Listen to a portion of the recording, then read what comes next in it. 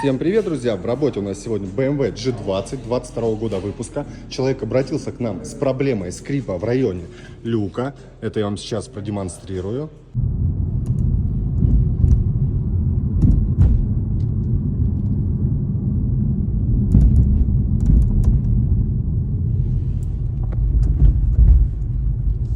Для того, чтобы устранить этот скрип, нам нужно демонтировать потолочную карту.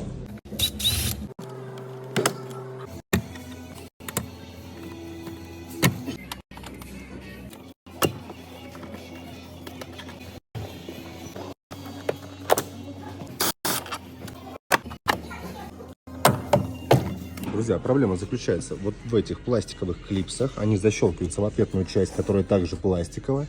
Происходит люфт, происходит трение. Вот мы видим на краешке клипса потертости и происходит скрип.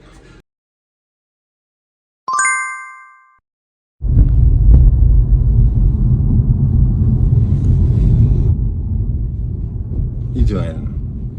На этом все, друзья. Обращайтесь. Всем добра и комфортных поездок.